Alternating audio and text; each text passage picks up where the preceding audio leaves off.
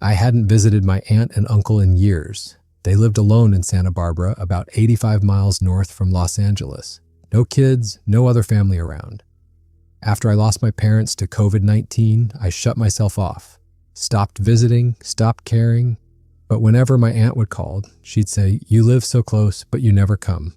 We're all alone here, at least visit once." I always made excuses, until one summer night in 2024 when I finally went. It was a surprise. When my uncle opened the door, he stared for a second like he didn't recognize me. Then his face lit up. My aunt, she actually cried. That night, we sat in the backyard, under the warm countryside sky, drinking tea and talking for hours. For the first time in a long time, I felt like I belonged somewhere. But then something small, something barely noticeable, happened. I went inside to use the bathroom. The hallway was dark, so I went to the nearest bathroom. The door jammed when I tried to push it open. It felt stiff, like it hadn't been used in a while. When I finally got in, I noticed the place was in bad shape. Spider webs, cracked tiles, peeling paint. And then, in the dim light, I saw it. A black cloth covering the mirror. Something about it made my skin crawl. It wasn't dusted, it wasn't just neglected, it was deliberately covered. It was the only thing there that looked new, like it was placed there recently, like someone wanted it that way. I hesitated, then decided to use the other bathroom. The next morning, I asked my aunt about it. Her face went pale. She put down her cup, hands slightly shaking, and said, "Some things need to be covered." Her voice was unnatural, almost like she was forcing herself to sound normal. Then she added quickly, "We have plans to renovate it soon." She never mentioned it again, and I didn't ask. I had my breakfast, packed my stuff, and went back home. While returning home, I was happy about this gathering. Unfortunately, a few months later, my aunt died. It was sudden. A heart attack, they said. I went to the funeral, and my uncle, now completely alone, asked me to stay with him for a few days. I couldn't refuse.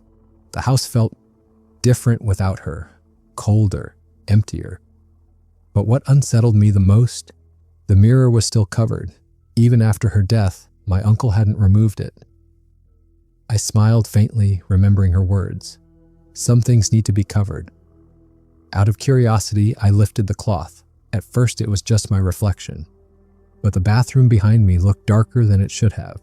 The hallway outside wasn't visible. And then I saw movement. Something behind me.